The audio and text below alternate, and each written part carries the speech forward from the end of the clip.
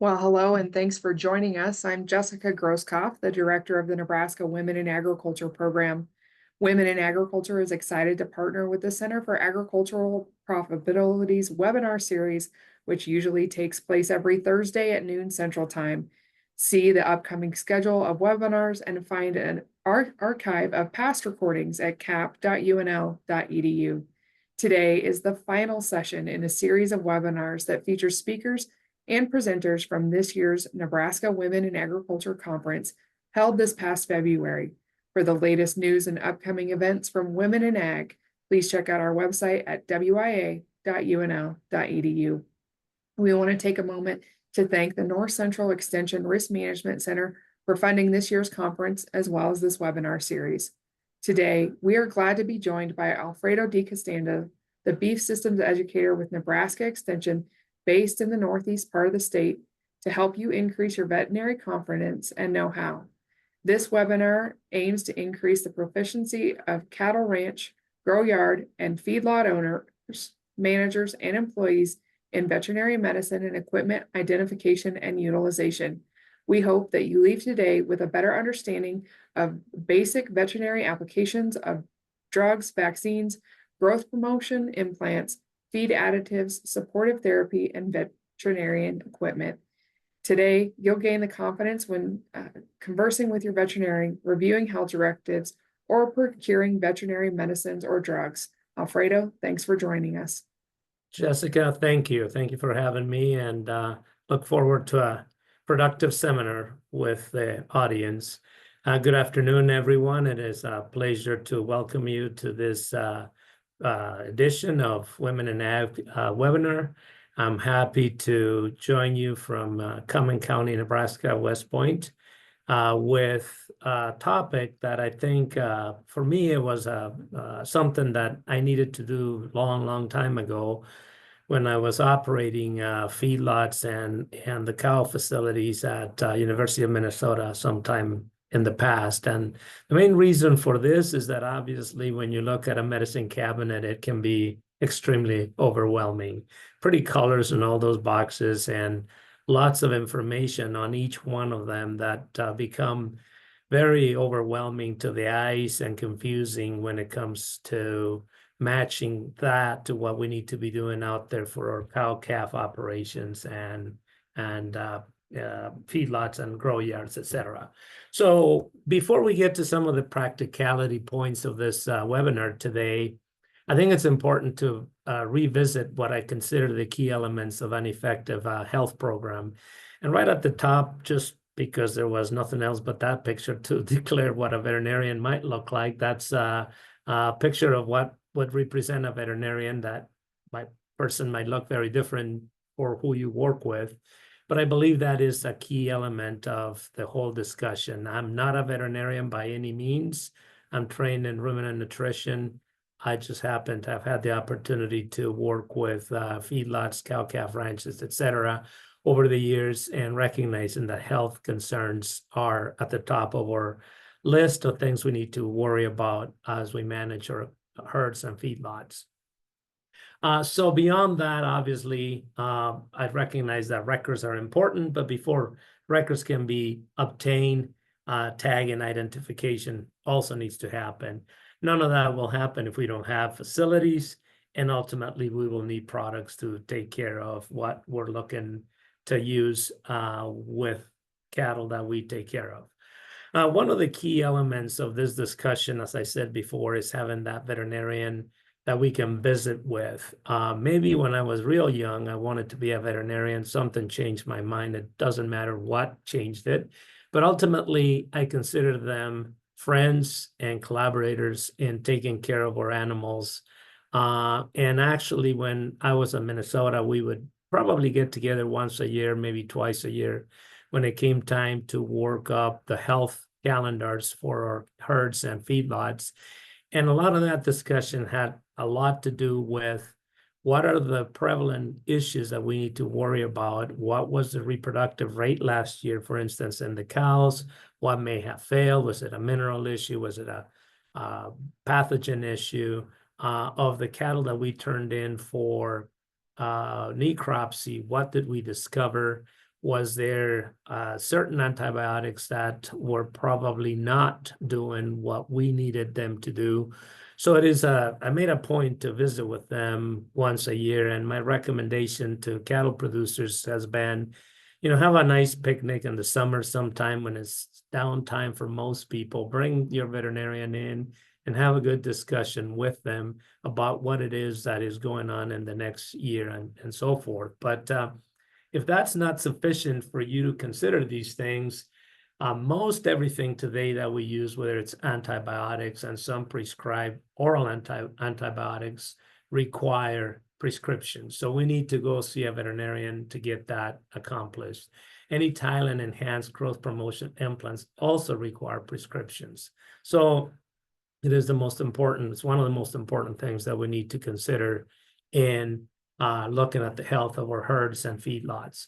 Most importantly today, the cost of an animal at weaning or at the marketplace is extremely elevated. We know it's a situation that is cyclical, so it may change rapidly.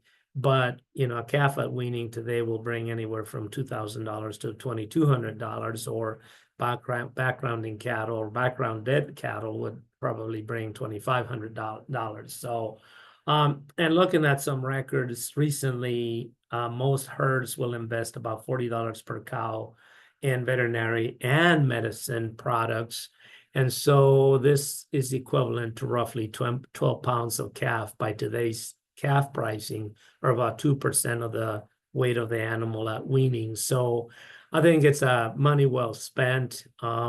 In previous iterations of this presentation, I've looked at what herds spend on veterinary care, and herds that spend more on veterinary care actually have a better return on gains of cattle and retention of cows that bring a calf to weaning. So as I said earlier, the next element beyond a veterinarian connection is tagging our animals. This picture is actually from our work out in Minnesota, where I had this little tub full of the necessary items, which is tags, some blank tags. If you have any series that you'd like to use, there is a description there for you to consider. I'm not going to go through that, but certainly that tub should contain a cutter, taggers, pencils, and ID sheets to carry around the facility. So whether it's on a four-wheeler, on a side-by-side, or at the hospital shack, it's important to equip yourself with the items you need for IDing animals. Records is the next thing, as we described, and to me, a health record is important. So many times, withdrawal of certain antibiotics and also vaccines and dewormers requires that we visit these records before we're able to ship those animals down the road. So I think it's important to keep track of those. When it comes time to what I call group processing, which could be receiving cattle in a feedlot or preparing calves for weaning, then those records probably take the form of a single page with most of the information based on that page as to, what was given, et cetera, et cetera. If you're interested in additional records, please connect with this website out of our Beef Quality Assurance Program in Nebraska for an additional set of records. The National Cattlemen's Association also has a BQA location for which there may be some records that may be of use. One quick look at something that we sometimes as cattle operators hesitate to spend on, and I'm going to translate this to human safety for 1 second, and that is equipment. When we first remodel a facility in Minnesota, it probably cost us somewhere in the range of $10,000 to $15,000, which seems to be a lot of money. If we take that $10,000 minimum, depreciate it over 20 years, and assign it to a 40 cow herd, which is in many cases in Nebraska a small herd, that's an investment of about $12.50 per cow per year, which I consider relatively minor compared to life or limb of anybody that is helping us or ourselves. So I would spend, if you are not happy or you would like to see a better facility at your own site. This is a consideration that I would make to be sure that equipment or facilities do not prevent us from doing the proper management, health management on cattle. The next set of slides is that really represent guidelines. I'm not a veterinarian. I'm not your veterinarian either. And so you need to take some of these and talk with your veterinarian about what things you may consider in a sequential set of applications, such as would be perhaps, if I have a cow herd, if I have a feedlot, if I have a grow yard, what are the types of things I should be visiting with a veterinarian about, or calendarizing shots, vaccinations, deworming, etc. So briefly, diseases that cause abortions, which when we come to the reproductive unit, the cow-calf, or the bull, leptospirosis, vibriosis, brucellosis, and then the respiratory complexes of IBR and BVD would be areas of concern that I would certainly visit with my veterinarian about to plan a year calendar for vaccinations and interventions that would hopefully prevent these diseases from festering in the herd. On cows, and when you see these next few slides, it does not mean you need to do all these things. What's represented on each slide is mostly the most complete set of interventions that might be recommended. And from there, each herd manager will have to determine what works best for them. So on cows, pre-calving, we would consider a vaccination, deworming, and soundness examination. And by soundness, I mean, obviously, are they still able to carry a calf for another year? Mouth and teeth and feet doing well. And of course, pre-calving, the considerations of vaccinating, deworming, and in many cases, or in a few cases, mineral injections. There's many key questions here when it comes to BRD, or the respiratory disease complex, which have to do with the type of vaccine that we choose to use on the viral vaccines. We will come back and make a strong point of that, because that's a discussion you need to have with your veterinarian. But the vaccinations to consider, of course, are a yearly clostridial vaccination, BRD or respiratory disease complex vaccination, any reproductive diseases that need to be considered, and of course, scours on the calves for which there are vaccines that can be applied to the mother. For bulls, on an annual basis, breeding soundness examination, which the key point here needs to be at least 60 days before the breeding season, including with that a functional soundness exam, deworming, and vaccinations. And the question being, what kinds of vaccinations? Again, clostridial, respiratory disease, and reproductive disease vaccinations should be included. So if nothing else, this is the type of questions you would sit down with your veterinarian to discuss, at least in the boxes below, to determine what types of vaccinations to be looking at. And I would revisit that herd health on a yearly basis to be sure we're taking care of any of those concerns, because diseases and the capacity of our products, antibiotics particularly, to fight those diseases probably changes in a yearly basis. And then look into the calf segment from preventive things that we can do from birth to pre-weaning. And I remind myself of the picture on the left. Again, I'm very high on protecting ourselves. And I know so many places, so many individuals claim their cows are extremely tame. The people I had to work with were young people, probably in many cases not trained to be around cows. So we went ahead and built a facility or piece of equipment like this one, where we were able to, in essence, drive over the laying down baby calf through these tines. As soon as that happened, we had to break fast to prevent that baby calf from hitting the back of this little cage. By that point, the calf was inside. We scooted out of the side by side, jumped into the cage with the calf through this man door. And then we had a capacity to also bring that little baby calf to headquarters if necessary by carrying it on this little carrier right here. I consider recommending this because, again, we're the ones that take care of these animals, and who's going to take care of us. So that's something that I just want to bring up as something for individuals to consider.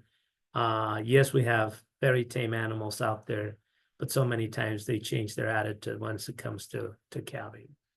So looking at calves, and as I go through these slides, now I'm going to start to narrow these decisions down, and you will end up with a flow chart that will help you have these front and center. So as you discuss these things with your veterinarian, you should be able to ask questions that pertain to your operation with a more informed background, if you will.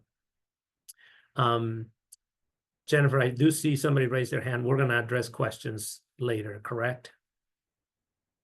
Excellent. So for those of you with questions, please write them in the chat or in the question boxes. We're going to try and get through this and then address them at the end. Thank you. So on the calves, obviously there is from naval disinfection and then vaccine considerations, scours vaccines, which of course need to be given either as they are born as baby calves, obviously, or for their dams. And so if you were sitting down with a veterinarian right now, the one that's working with you, the question would be, am I better off vaccinating the dam or the calf? I can't answer that question to your specific situation, but it's something you ought to consider.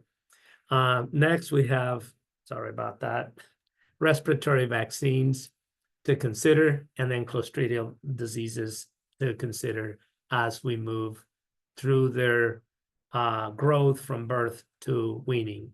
And again, here is a picture of probably the most intensive herd health calendar that one could put together for a calf. I don't expect any one of you to do every one of these interventions. I do use them as a reference to indicate that at birth, perhaps a discussion with your veterinarian about vaccination, and that would be the scours vaccine and perhaps some sort of a viral fast-acting vaccine in very specific situations. Secondly, perhaps at 2 to 4 months of age, there may be vaccinations and a consideration of an implant or a growth promotion implant. And then, of course, as calves approach weaning, the most intensive protocols may include vaccination and deworming while they're still on the cow, followed by vaccination after or the day they are weaned. What types of vaccinations to consider? Respiratory and clostridial diseases. We will visit about those here shortly. And of course, the scours vaccines, which again can be done on the dam or on the baby calf as they're born. This next slide would just focus on maybe many of our operations that are more concerned with working cattle at weaning or post-weaning, where at weaning they would receive a vaccine and a dewormer, and 2 to 4 months of age, branding, for example, they might get implanted and get a vaccination. So this would be a most basic herd health calendar for the calves. An important consideration, I heard a lot about this product. We used it. I'm not endorsing anything. I'm just saying it works extremely well for naval disinfection. I've tried tons of products. And again, it's something that, and again, I'm sorry, I should have unplugged that thing. That works very well, but there are other iodine-based products that work extremely well. Same with all these brand names that you will see here. I'm not endorsing any one of them. I'm using them simply as a reference. We will get to a generic table of some of these, and you will have access to those with some of the materials of this webinar. So recapping on baby calf vaccination or calf vaccinations from birth to weaning, the first question you ought to be considering is, should I vaccinate the calf or the cow for any scours concerns? Scours can cut down on calf survival very rapidly. Like I said before, a calf at weaning is probably $2,000. So it's well worth the consideration of what types of vaccinations to prevent scours I need to be worried about. Then this next slide right here concerns itself with two types of bugs, a viral and bacterial consideration. This is where some of the learning begins when we look at labels, and what drives me to visit with you today about this on this webinar. When you look at a label, whether you are at a, anymore today, all of these products, many of these products, particularly antibiotics, need to have a prescription, but you may go to Baumgart's, for example, or any other outlet or farm outlet and find a set of vaccines out there or read some of these on the internet, whatever. So I'd like you to be maybe equipped to be able to read what these boxes are trying to tell us. And the first one might be is you might read boxes of vaccines that come right up to about a 5-way.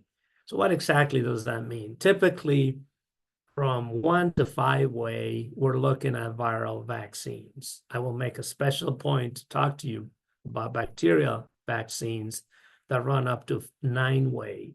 Not to say that a 5 or a 9-way tells us exactly what the product is inside, but it's a good starting point to help us identify what we're looking at. So most 5-way vaccines you see out there are relating to a viral set of pathogens. And these would be the pathogens that we're concerned ourselves with. So if you count these, and I'm not going to read them all, you can read them 1, 2, 3, 4, and 5. So when you buy a 5-way vaccine from a certain company, you're pretty much certain it will be a viral vaccine, with a minor exception that I will use in the next slide. The challenge is that so many times vaccine manufacturers will sell you a 5-way vaccine with an extra something, typically one of these top 2, which for some of you, they may recognize that to be what we call shipping fever. So in many cases, in a few cases, you can buy a 5-way vaccine with a shipping fever bacteria or bacterin added to that product. So that's when the special considerations begin to happen. Not all of us need to add that, but some of us do, and that's a decision to be made with your veterinarian. These next 2 are also bacterial type diseases. This one here, in cases, it is sold with a clostridial vaccine or a single vaccine. So we'll come back to that. Don't, I guess, get hesitant or nervous about this. We will cover the Somni inclusion to a vaccine here in a little bit.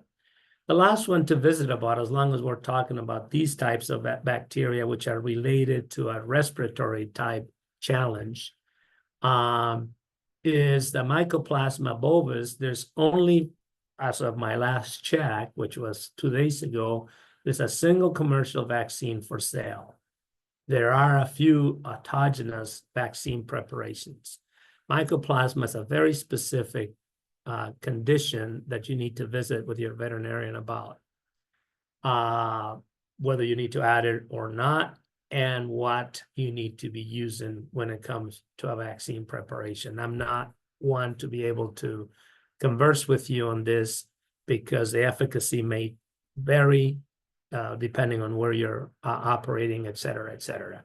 But again, if you reach at a refrigerator somewhere and find a 5-way, it's likely going to be a viral vaccine. It may also come with a shipping fever type bacteria preparation added to it. And as we move forward, we move to the reproductive type of diseases for which we have vaccines that can be given to growing animals that will be used for reproduction and then breeding cattle. On the left, I have switched it just slightly, is the bacteria for which we have reproductive type vaccines. So now there's a reproductive 5-way, which tends to typically be a lepto-based vaccine set, with all these lepto species being the, I guess, the species for which those 5-way reproductive vaccines are put together. In many cases, manufacturers will also add all of the respiratory viruses to add to a 10-way vaccine. So if you ever run into a 10-way, very likely that is a reproductive-based bacterial vaccine with in essence 5 virus diseases associated with that. So I hope you're staying with me. This is just simply to help you try and discern what's out there on a box. When you get on some of these websites, it will pretty much get pretty confusing unless you go back and refer to some of these things. I'm going to skip through these two to get to what I think is the key element of this, and you will have access to this chart.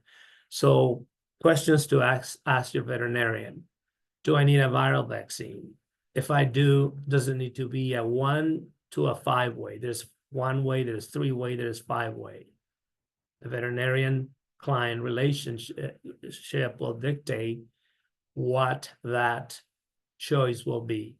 What type should I use? Should I use an intranasal? In many cases, veterinarians recommend this for quick immune response. Many of the feedlots will receive, or grow yards will receive cattle with an intranasal and then come back with a modified live vaccine. But that creates gives a decision tree between the modified live and the kill vaccine. This one is a quick response that's handled pretty much by itself by your veterinarian recommendation. Similarly, you have a choice between modified live and kill vaccine. So which should you have? For most growing animals going into a feedlot, modified live vaccine will work. For animals that are intended for reproduction, a very key consideration is to talk to your veterinarian about kill vaccines. Once you get to this decision, it depends on then what you're working with. If you're working with cows, very likely it could be a reproductive / modified live type vaccine preparation. This is a very critical preparation because modified live vaccines can potentially affect reproductive performance in cows. If your veterinarian prefers something that has less of an effect on reproduction, reproductive bacterial diseases, vaccines might likely be associated with a killed viral disease vaccine to be able to have prevention to both reproductive and viral diseases that do not affect reproduction. In many cases, there's kill vaccines with the respiratory or the modified live vaccines with the respiratory bacteria. Remember, we talked about the shipping fever type bacteria. And in many cases, for many feedlots on arrival, they might recommend modified live 5-strain viral vaccines with a respiratory shipping fever type vaccine. Again, if nothing else, this decision tree should help you prepare to have that discussion with your veterinarian as you cover viral vaccination along with bacterial respiratory vaccinations in growing calves. So some things to remember, obviously scour vaccines will have scour in their name. They will, put it this way, if it's a bunch of tiny little vials, it's a calf vaccine. If it's a single large vial, it's a cow vaccine, right? Because they want, the manufacturers don't know how many baby calves you're going to process each day, so it's a bunch of tiny little vials. Here's a few bug names if you wish to try and remember them. On the respiratory vaccines, we've talked about the 3-way and the 5-way, and here's a few of the names. And then obviously what we've just talked about is the combination with the shipping fever type of pathogens. Now, as if you were not confused enough at this point, let's talk about the clostridial vaccines. These are in a separate category from respiratory or reproductive, because if you read these names for diseases, there's a bunch of things that are going on. Few of them relate to respiratory type diseases. Many of them relate to tetanus, for example, which we know causes some muscle tension on these animals. Some of them are related to GI type diseases. And then something like blackleg, which hopefully you don't have to deal with it, have to do with very difficult diseases for these cattle that represent themselves in very specific symptoms. The whole point of this is we use typically a 7-way vaccine out there. So if you count with me, this is 1, 2, 3, 4, 5, 6, and 7. That in many cases leads to your 7 strains of a clostridial vaccine. If in many cases, neighbors or the whole region that you're at happens to have what they call red water disease, then veterinarians may recommend this one added to it, and it becomes an 8-way clostridial vaccine. And in many cases, botulism might be a concern, so now it becomes a 9-way.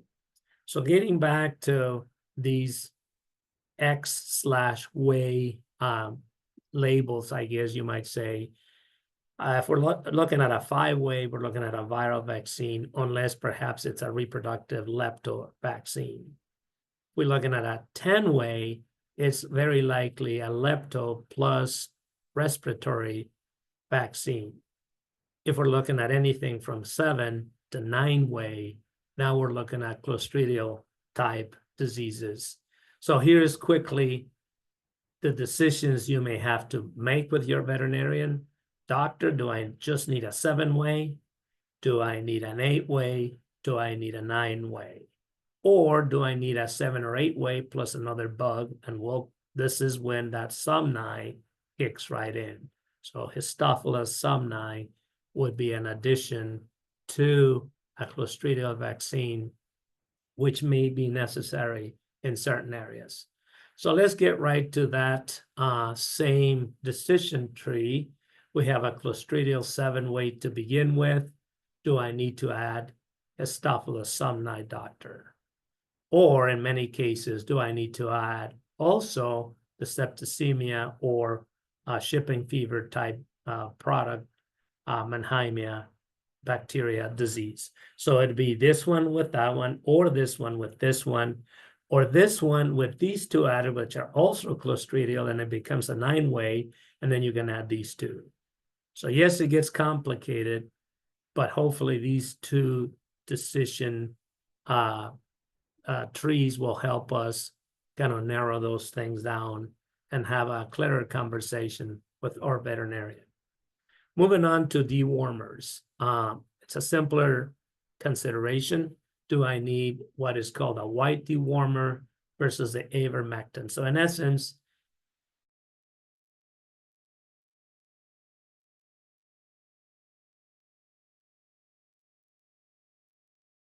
or feed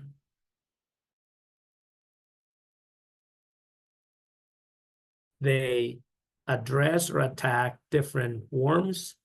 Veterinarians are best equipped to tell you what are the worms that you have battled in the past and for which you need to focus one or the other. In many cases, in a few cases, the ivermectins, such as is the case of this bottle, are also injectable. But white dewormers will never be injected, just know that.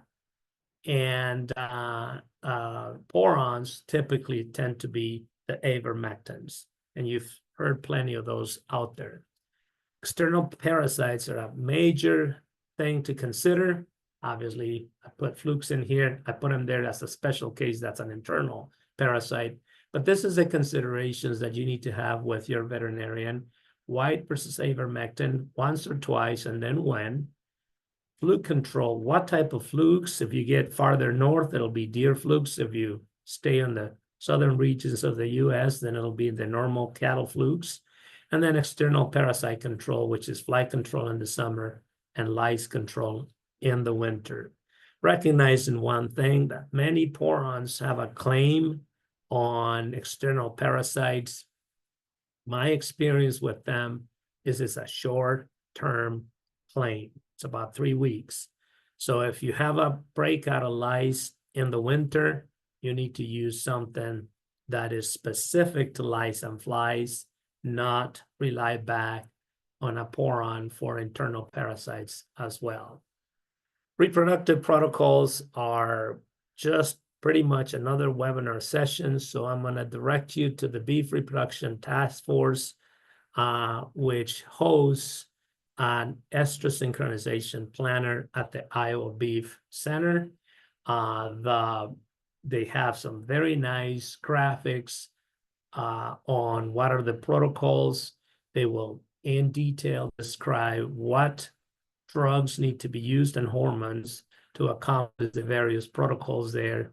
So if you're interested in any of that, I recommend you visit the Iowa State Beef Center website to find the estrus synchronization planner. That is an Excel-based spreadsheet that will help you calculate and determine what hormones and what products to use to get that accomplished. So if you're sitting down with your veterinarian, specific cases that may be affecting herds and feedlots that I'm not considering in a general point would be pink eye situations, anthrax, and then any veterinary feed directives or prescription of chlortetracycline, for example.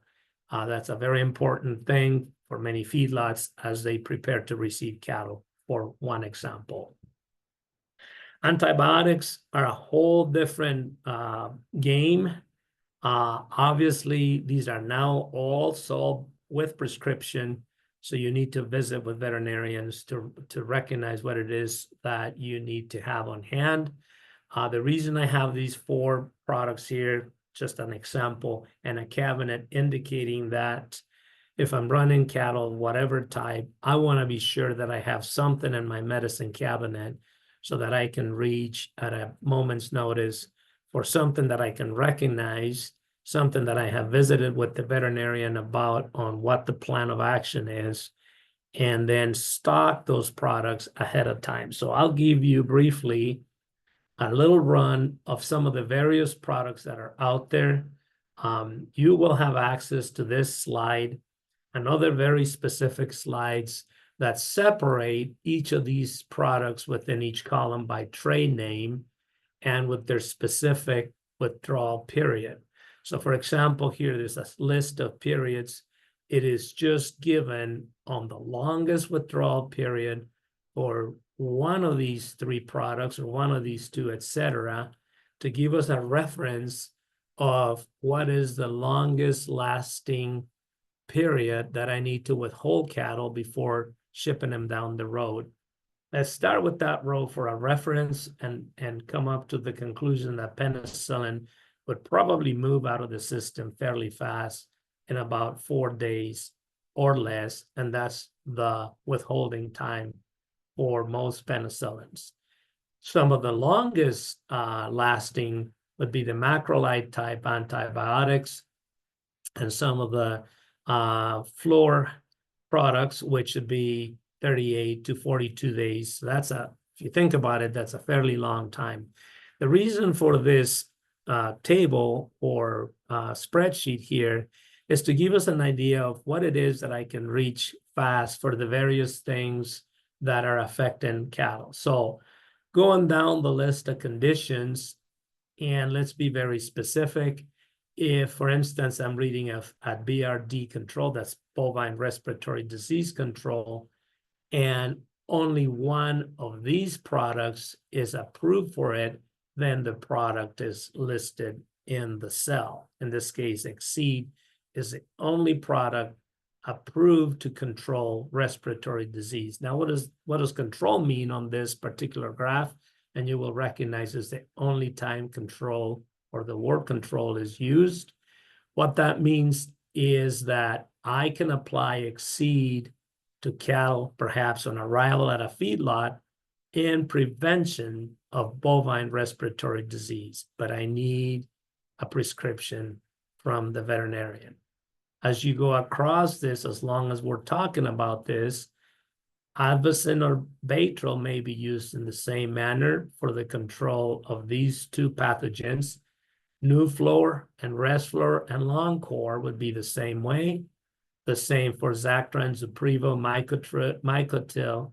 All of these Draxxin type, Draxxin KP, and Tylen are listed here, but only Draxxin-like compounds, not the KP, are recommended.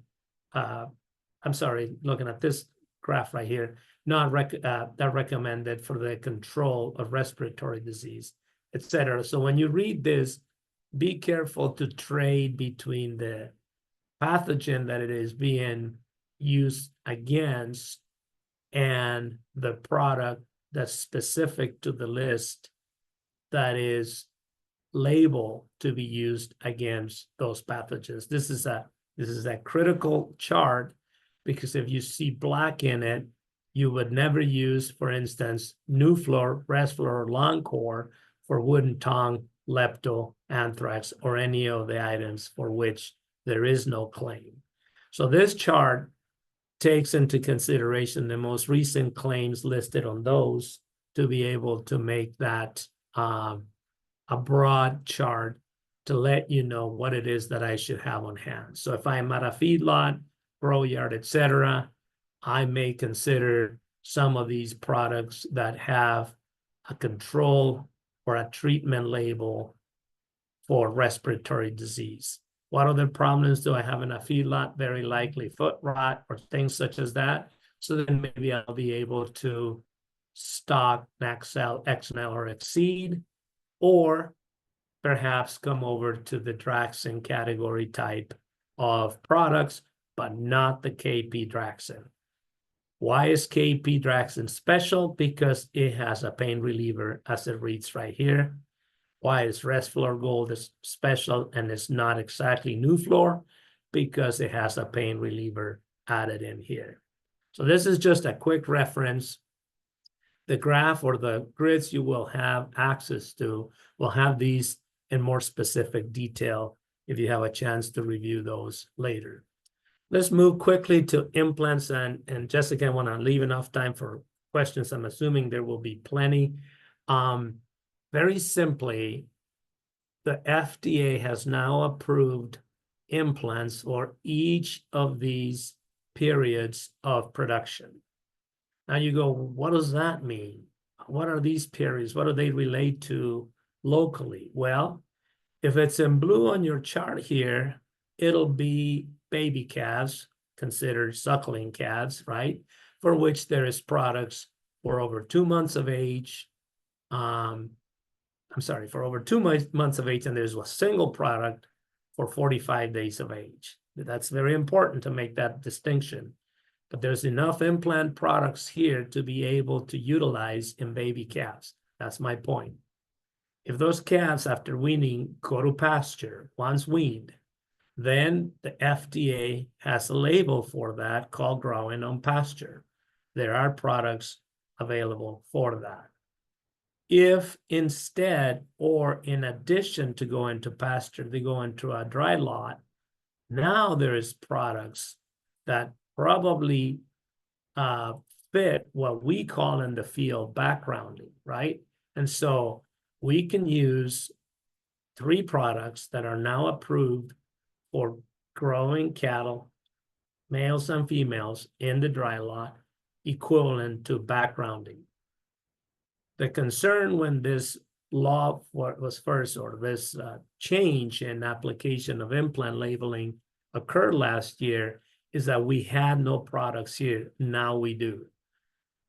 The next concern is that once you use a single use implant that is labeled for cattle in confinement for slaughter, it is your last shot.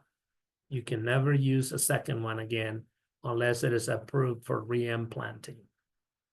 Let me go real briefly to some of these. I'm going to go real fast through the calf implants. They're taken care of. Any one of these choices is good. I have simply labeled 2 of them in red because they're a very similar preparation. You get to choose. If the person you're buying from does not have Synovex C, but they have component EC, all you need to do is change the gun you're going to use, and we're good to go. This is growing steers or heifers on pasture. Again, if you're running out of TEG and your local supplier only carries regular G, they're sort of interchangeable other than the gun you're using. For growing steers or heifers in a dry lot, this is the 3 that are approved today: Ralgro, Synovex Choice, and Synovex Primer. They're all out for sale at the moment. What this implies is that we can simply use 1 implant in each of the periods we have talked about, no more. Now it gets complicated because this is the whole list of implants you can use in finishing cattle. But be careful. On some of these, you use them once and you cannot reimplant ever again. And mostly, any implant listed here in purple cannot be reimplanted. Any implant listed here in red cannot be reimplanted. We'll take the ones in black and very specific considerations here in the next slide. They're labeled in the same color if they're equivalent. They're labeled in black if they're not obviously equivalent. So lastly, there is this sequence that has been approved by FDA since 2022, actually, which is fully approved for reimplanting. Synovex C to Synovex S, Synovex S to Synovex S, Synovex Choice followed by a Choice, Synovex Choice followed by a 1 feedlot, or followed by Synovex Plus. I'm going very fast because I'd like to get you to a point of asking questions. This would exemplify a sequential final implant with Choice first, Plus at the very end. Implant for growing cattle in a dry lot, an implant for cattle on grass, and an implant for calf. This would be the maximum, if you will, number of implants that we could potentially do in the current FDA label scenario. I'm going to show you what it would look like if you're not going to be able to reimplant. You maybe started with growers, put a G on grass, they came to your dry lot, put a Ralgro in them, and then you're finishing them off with an XS. So with that, I'm going to quit right here, Jessica, and turn it over back for questions. Yeah, so I'm really excited that Jen Hill was able to join us, the program assistant for Women in Ag. So she's going to walk you through a few of those questions. All right, so we had Kristen in the Q&A ask, if you raise your own replacement heifers, should you avoid using a modified live at weaning time? Whoa. That's a very good question. I'm going to give a blanket answer. Again, you need to discuss this with your veterinarian. I would say, yes, I would refrain from just running out and buying a modified live, because they may have it might have some implications down the road. Now, we did it, but we had the full advice of a veterinarian, and they have specific protocols that follow after that first vaccination with a modified live. So I'm going to let that individual visit with their veterinarian to make that decision. It is possible, but if you were, in essence, saying, I'd like not to do it, I would support you. Well, now you got me running through our protocol in my head. We have Heather that asked, if someone uses the antibiotic implants, can they still use the growth implant in the same growth stage? Excellent question. Let me repeat what I thought I heard. So if there's an antibiotic implant, I'm going to assume we're talking about the Thailand enhanced antibiotic as a growth promotion implant. That's first, I guess, assumption. Can we use a different non-Thailand enhanced implant at that time? If I'm interpreting that incorrectly, please chat right away with Jen. If I am, the answer is no, because generally you cannot reimplant with anything in each single period. The only one you can reimplant with is the approved protocols in finishing. You only have one shot per production phase. Speaking of Thailand enhanced implants, if you choose to use those, you now need a veterinary prescription for that one. I think I had it on my slide. I did not talk about it. So she added in there specifically the pink eye implants. Oh, for sure. Yes. Thank you for clarifying that. Yes. For instance, let's just say I'm receiving cattle or I'm using Exceed, which is an implant. It's a ear administered antibiotic or a pink eye vaccine implant. You can certainly do those. The most important thing there is watching how you're going to get that done, because now there's a tag, maybe there's 2 tags. Now there is an antibiotic based implant perhaps, or a regular implant. And now there's also an Exceed or a pink eye implant vaccine. Just have to be careful with the real estate, that's all. Okay, so kind of on a similar thread with the implants, you've been asked if doing multiple implants, can you use the same type of implant more than once? For example, can you use Ralgro more than once? Yes, there's 3 implants for which that appear pretty much at each phase that we talked about. That is Ralgro, Computos, and I forget the other one of the same type of implant. It's an estradiol-based Elanco-made implant. I forgot for a minute, sorry. And that is, they appear at each phase. There's nothing wrong with you using a Ralgro before weaning, a Ralgro at growing, a Ralgro at dry lot, in growing in the dry lot, and a Ralgro at finishing, as long as you do not use 2 Ralgros in any one of those periods.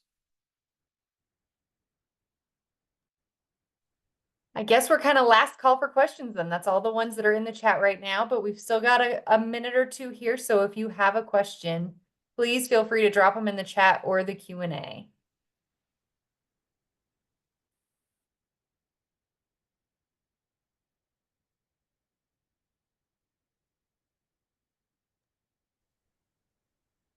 Any parting thoughts?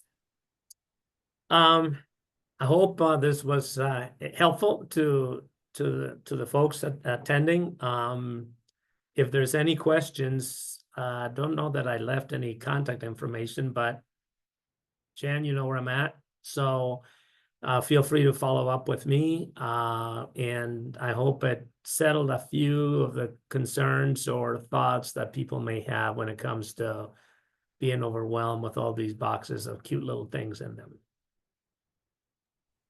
Well, and we will post both this recording and the presentation and your document on implants. All that will be up on the CAP website probably by tomorrow. We're usually pretty quick on that. So everything should be available. Thank you everyone for joining us today. Like I said, the recording will be at cap.unl.edu. And there you can find a list of other upcoming webinars and get registered for those. We would really appreciate your feedback on a really short evaluation that should pop up when you exit Zoom. That lets us know how today went and kind of gives us some idea for future webinars. Thanks again, everyone. Thank you.